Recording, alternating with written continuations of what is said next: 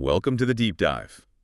Today, we're jumping into a topic that feels incredibly timely, really empowering, actually. How you can take the unique knowledge you already possess, that mix of expertise, experience, passion you've built up, and turn it into a genuine source of income through digital products. Yeah, it's really about understanding that your brain, your Yeah. history, the challenges you've overcome, that's all valuable capital in today's economy. Right. And we're pulling back the curtain on this, diving into insights from excerpts of From Idea to Income, digital product creation for knowledge entrepreneurs. Exactly. Our mission with this deep dive is, well, to give you a shortcut through that entire journey from maybe first realizing the value of what you know, all the way to making consistent income.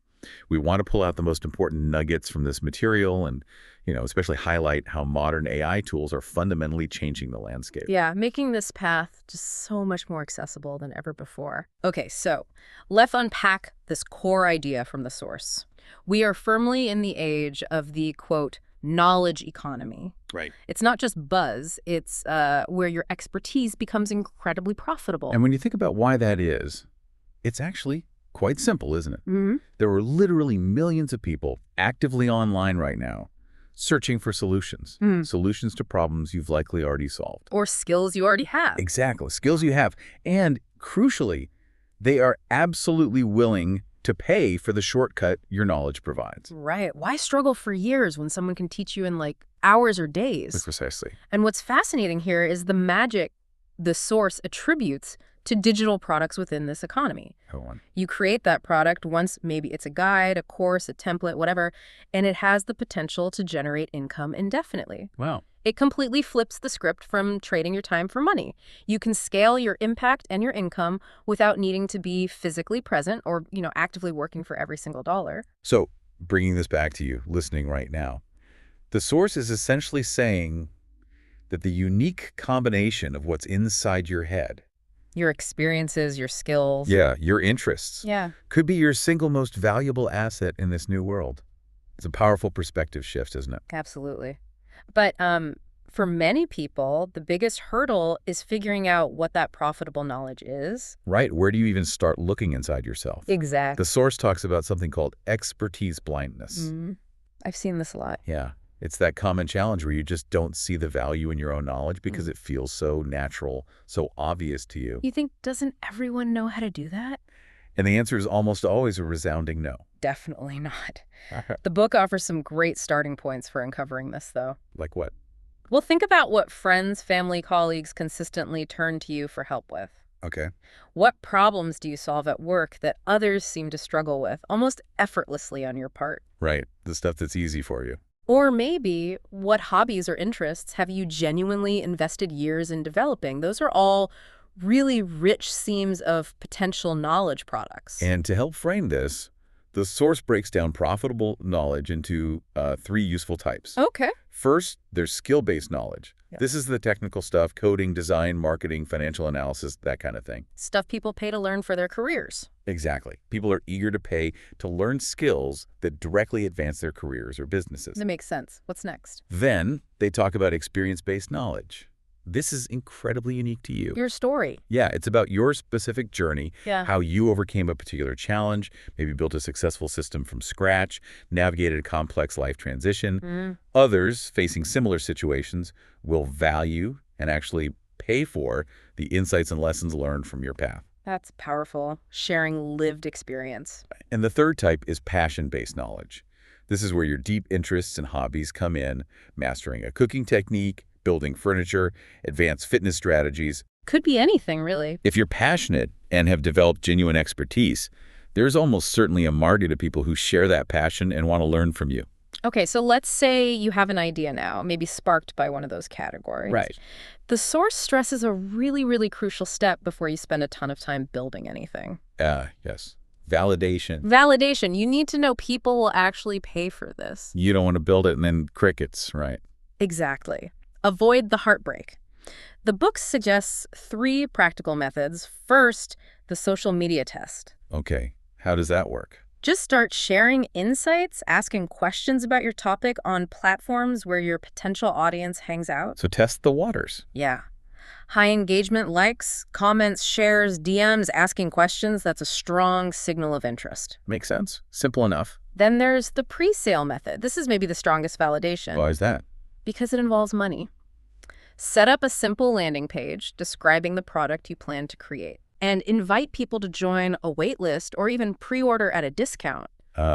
Putting them where their mouth is. Exactly. Right. Getting people to put their money down before the product exists tells you they're serious. That's real demand. Okay, that's compelling.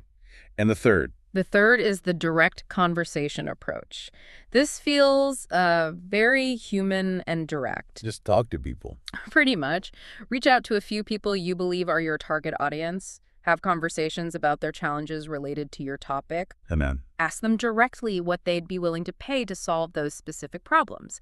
It gives you direct feedback on both the need and the potential price point. I like that. Real conversations. Okay, so we've identified our knowledge. We've hopefully validated the idea. Got some proof people want it. The next logical step, according to the source, is figuring out how to package that knowledge effectively. What form should it take? Right, because there are options. The material discusses several popular formats. Online courses. These are often seen as the kind of gold standard. The big one. Yeah, because they allow for deep, comprehensive teaching, and you can typically charge premium prices. The source emphasizes structure, breaking down complex topics logically, but maybe even more importantly, people aren't just buying information in a course, they're truly buying a transformation. Oh, that's a key insight. The outcome. Exactly. They want to get from their current state, where they have a problem, to a desired state where it's solved, and the course is the vehicle for that journey. That transformation focus really is what makes a course valuable, isn't it? Not just videos and text. Totally. Beyond courses, there are ebooks and digital guides. These are generally quicker to create. Lower barrier to entry. For sure. And they can still command good prices if they solve specific, painful problems. The source makes a great point here. Specificity beats length. How so? Like a 50-page guide that solves one precise problem is often far more valuable to someone than a rambling 200-page overview of a general topic. Get right to the point. Solve the pain. Makes sense. Then you can also package your knowledge as templates and tools. Oh, I like these. Yeah. If you've developed efficient systems, processes, or creative assets, share them. Spreadsheet templates, design kits, checklists, planning frameworks. Things people can use immediately. Exactly. People are happy to pay to skip the work of creating these from scratch and just jump straight to implementation. Saves them time and hassle. And for creating ongoing income and value, membership communities and recurring products are powerful. Right, this subscription model. Yeah. This could involve things like monthly live trainings, a private community forum for support and networking, or maybe a regularly updated library of resources. Keeps people engaged long-term. And it provides consistent value and a predictable revenue stream for the creator. Okay, lots of options for packaging. The source also spends some time on the psychology behind all this, and it feels really important. Understanding the customer. Yeah, understanding their journey is vital. They're always moving from a problem they have to a solution they desire. And as the book says, critically, people don't just buy products, they buy better versions of themselves. Ooh, say more about that. They're purchasing the identity shift, the transformation that your knowledge enables, who they become after they use your product. That's a really powerful framing. It's not just features, it's future self. Exactly. Which actually leads into an important question that trips up so many aspiring knowledge entrepreneurs. Let me guess. Imposter syndrome. You got it. That feeling of, who am I to teach this? It's so common. The source offers a really reassuring perspective here, though. It says, you don't need to be the world expert. Phew. Okay. You just need to be one step ahead of your audience. Just one step. Yeah. Sometimes being closer to the learning process yourself actually makes you a more relatable and effective teacher than someone who mastered the topic decades ago and might have forgotten what it's like to be a beginner. That makes a lot of sense. You remember the sticking points. Exactly. And it underscores that focus on transformation. You're guiding them along a path you've recently navigated or are just further along on. Okay, that helps. Now, when you actually go to build the product. Right, the nuts and bolts. The source strongly advocates for the MVP approach. Minimum viable product. Start small. Don't wait for perfect. Create the simplest version that still delivers significant value, launch it, get feedback from real users, And then make it better. and then improve it iteratively. Build based on what people actually need and say. Okay, so examples. Like, instead of a huge course. Maybe you start with a live workshop series first. Yeah. Get feedback in real time. Or a shorter guide. Or release a shorter focused guide before expanding it into a bigger book or course. It helps you test, learn, and refine based on real user interaction. Smart. Less risk up front. The source also touches on content creation strategies, right? Ways to build efficiently. Yes, strategies that help you build and scale, like the teaching first approach. Teach first. How does that work? Instead of building your product in secret, start teaching your topic through free content, blog posts, videos, social media updates. Ah, so you're testing ideas publicly. Yeah, exactly. That content becomes the foundation for your paid products, and it helps you refine your messaging and understand what resonates with your audience before you invest heavily. Clever. What else? Another one is the modular method. Modular, like building blocks. Kind of break your overall knowledge into small, independent chunks or modules. Okay. These can then be combined in different ways to create multiple products, or maybe offered individually as smaller, lower-cost items. Yeah. More flexibility. Repurposing content smartly. And then there's the documentation strategy. This one's great if you're already doing the work you want to teach. So. Just document your process as you do it. Record your screen, take screenshots, write down your steps, your decisions. Okay. That documentation is offered the raw material for your product content. You're creating the product while doing the work. Efficient. I like that. Now pricing. That's always a tricky one. Art and science. Exactly what the source calls it. An art and a science. The core principle they champion is value-based pricing. Priced on value, not time. Precisely. You shouldn't price based on how long it took you to create something, but on the value it delivers to the customer. Can you give an example? Sure. If your product helps someone save, say, 10 hours a week, or make an extra $5,000 a year, well, then $500 might feel like a bargain for them, right? Yeah, the return on investment is clear. They also discuss using tiered pricing. Good, better, best. Sort of. Yeah. Offering basic, premium, or maybe VIP versions to appeal to different segments of your audience with different needs and budgets, and employing psychological pricing anchors. What's that? Basically, having a higher priced option can make the middle tier seem more reasonable and appealing by comparison. It anchors perception. Interesting psychological nudge there. Okay, so we've covered finding the idea, validating it, packaging it, the mindset, building pricing. Now, here's where the source brings in something that feels truly revolutionary right now. Let me guess. AI. Ah, yes, the AI game changer.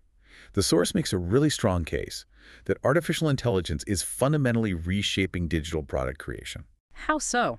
Making it faster? Easier? Both. Making it faster and dramatically more accessible than ever before. Yeah, I'm seeing this everywhere. What used to require collaborating with, instructional designers, editors, graphic artists. We're just spending weeks wrestling with software. Right. That can now, in many cases, be handled by individuals using smart AI tools. It feels like it's democratizing content creation. That's the word the source uses. It democratizes it. Yeah. Your ideas and expertise can now compete on quality and insight, not just the size of your production budget or team. Okay, so how specifically does AI help with this process, according to the source? Well, it mentions assisting with content structure and outlining. Organizing your thoughts. Yeah. AI can help you take your raw knowledge and organize it into logical outlines for courses or chapters for an ebook. It can even suggest structures based on, educational best practices. That alone could save a ton of time. For sure. It's also a formidable assistant for writing and editing. How good is it, really? It can help draft scripts for your course videos, write persuasive marketing copy, refine ebook content for clarity, Wow. or even adapt complex information for different reading levels or audiences, making it more accessible. That's huge. What about the visual side? I'm no designer. Me neither. But AI-powered design tools mean you can create professional-looking visual design graphics, thumbnails, presentation slides without needing a design background. Okay, that lowers a major barrier for a lot of people. Definitely. And AI can assist with video and audio enhancement. Like making my webcam video look better. Could be.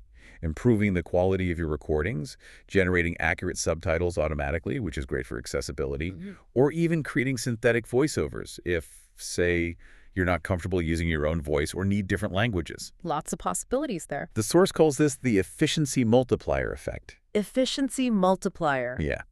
It's not just about making individual tasks a little easier. It's about speeding up the entire creation and iteration cycle. Faster from idea to launch. Faster creation, quicker testing, more efficient refinement based on feedback. This significantly levels the playing field, especially for solo creators or small teams with limited time and resources. It really lowers the barrier to entry, doesn't it? Massively. The book highlights specific tools designed for this shift, right? Giving the example of AI course creators. Yes, exactly. These tools are built specifically to tackle the bottlenecks in traditional course production. Because building a really structured professional online course, that's historically been quite complex and time-consuming. Oh yeah. An AI course creator, as described in the source, aims to streamline that entire process dramatically. So what does that look like practically? What could previously take weeks or even months focusing on structuring modules, formatting content, designing visuals can potentially be accomplished in days. Days. Really? Potentially. The AI handles much of the structural and formatting heavy lifting based on your input. So you focus on the actual knowledge. Exactly. It allows you to focus your time and energy on providing your unique expertise and insights, the stuff only you can bring. And the quality. Does speed mean lower quality? Not necessarily, according to the source, because the AI can be trained on principles of effective education and content design. So speed without compromising quality is the goal. That sounds like a truly powerful tool for anyone looking to share their knowledge at scale. Definitely feels like a paradigm shift. Okay, now, as important as creation is, the source reminds us that building the product is really only half the equation. Yes. You build it, but will they come? Marketing and scaling. Exactly. And it makes a point that feels kind of counterintuitive to some people. Because Build your audience before you build your product. it's a huge takeaway. Don't build in silence and then hope people find you. Right. So how does the source suggest you build that audience? By choosing, say, one or two platforms where your ideal customer actually spends their time, maybe LinkedIn for professionals, YouTube for how-tos, Instagram for visual interests, depends on your niche. Okay, find where they are. And then consistently share valuable content before you ever try to sell them anything. You're first. Build trust and authority. Exactly. This creates what they call the content-to-product pipeline. Pipeline. Yeah. Your free content blogs, videos, social posts, whatever acts as a magnet. It attracts people interested in your topic and demonstrates your expertise. Okay, draws them in. Your paid products then offer the deeper, more comprehensive solutions for those who are ready to invest further. So it's a natural flow. It should feel like one. Free value builds trust. Paid products provide transformation. Makes sense. And when you do start selling. Nothing is more powerful than social proof. Leveraging social proof and documenting customer success stories is absolutely vital. Testimonials, case studies. All of it. The source suggests documenting the progress of early customers, even your beta testers. Their results, their transformations, become incredibly persuasive marketing assets. Show, don't just tell. Exactly. Okay, so you launch, you get some success. What about scaling? Growing beyond that first product? Once you have that first successful product, the source talks about the flywheel effect for scaling. Flywheel, like momentum builds. Kind of. Your first product builds an audience, generates feedback for new ideas, and your existing customers are often the easiest people to sell your next product to because they already trust you. So success breeds success. Right. This momentum makes each subsequent product potentially easier to launch and scale, allowing you to build an ecosystem of offerings around your core expertise. Okay, building an ecosystem. But how do you manage that growth without getting totally overwhelmed? Good question. Automation is crucial here. Automate what? Setting up automated email sequences for nurturing leads or delivering products, automated feedback requests, payment processing, other systems that handle repetitive tasks. So you're not doing everything manually. Right. It frees up your time to focus on creating more value and connecting with your audience at a higher level. And eventually, if you really scale, Eventually, the source suggests considering team building and delegating tasks. hiring help. Yeah, maybe bringing on virtual assistants, editors, marketers. A key tip here is documenting your processes meticulously. So others can follow them. Exactly, so others can step in and maintain quality and consistency as you grow. Okay, that makes sense for long-term growth. But the journey isn't always smooth sailing, right? What about pitfalls? Oh yeah, the source definitely highlights some common pitfalls to watch out for, things that can derail you. Like what? Give me the warnings. Okay, number one, the perfectionism trap. Waiting for it to be perfect. Waiting for your product to be absolutely perfect before launching usually means you'll likely never launch. Ouch. True, though. The advice is, launch your MVP, get that real-world feedback, and iterate. Set a deadline and stick to it. Done is better than perfect. Okay, avoid perfectionism. What else? Another big one is undervaluing your knowledge. Pricing too low. Yeah. Don't fall into the trap of pricing too low because you feel your knowledge is common or because you're nervous. Remember, people are paying for the transformation, the convenience, your unique perspective. Price for the value delivered. Price for the value delivered, not just the time you spent creating it. Got it. Next pitfall. Ignoring customer feedback. Seems obvious not to do that. You'd think, but it happens. Your customers are the best source of ideas for improving your existing products and identifying opportunities for new ones. You have to actively seek out their input and listen to it. Feedback is gold. Absolutely. And finally, trying to serve everyone. Be too broad. Yeah. It's a common instinct wanting to help as many people as possible, but specificity is almost always more profitable. Niche down. Exactly. A product hyper-targeted to a specific niche's needs and challenges will likely perform far better and be easier to market than a generic product trying to appeal to a broad, undefined audience. Find your specific people. Really good warnings there. Okay, looking ahead now. The source touches briefly on emerging trends in this whole knowledge commerce space. So what's coming next? Things like micro-learning modules, shorter, focused learning bursts, just-in-time education, learning exactly what you need when you need it. More specialized stuff. Yeah, even more highly specialized courses. And interestingly, they point out the growing demand for human expertise within the AI landscape itself. Like helping people use AI. Exactly. Skills like prompt engineering, knowing how to select and best leverage these powerful AI tools for specific outcomes, that's becoming a valuable skill to teach. So even with AI, human expertise is still key. Absolutely. And building for the long term, the source suggests, really comes down to two core things. What are they? Developing deep, genuine expertise in your area. Can't fake that. Nope. And cultivating authentic relationships with your audience.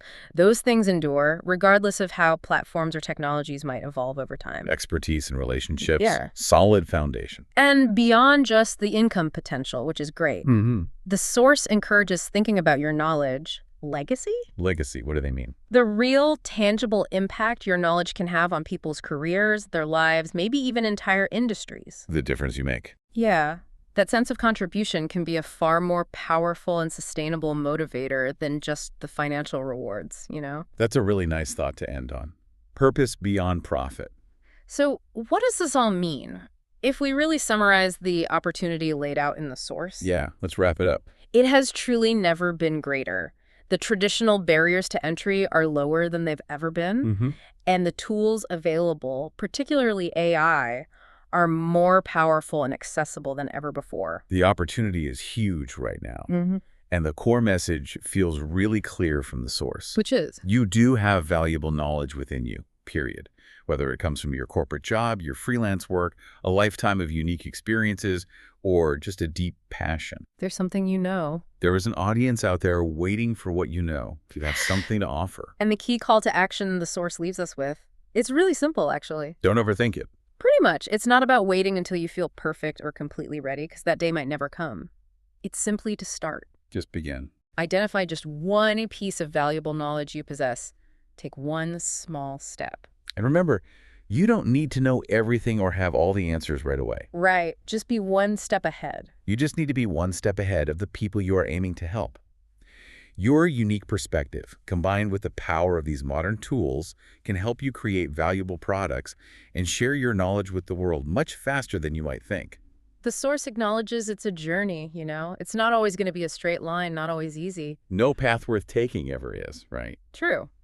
But for those willing to step up, embrace the tools, and genuinely serve their audience, the potential for both income and impact is just immense. Your expertise is valuable, your knowledge can change lives, and with the right approach, maybe guided by insights like those in this source, you can build something really sustainable and meaningful around sharing what you know. Which leaves us with that provocative thought the book leaves you, the listener, to ponder. What's that final question? The question isn't whether you have valuable knowledge to share. The source is clear, you do. The question is, when will you start sharing it? Something to think about.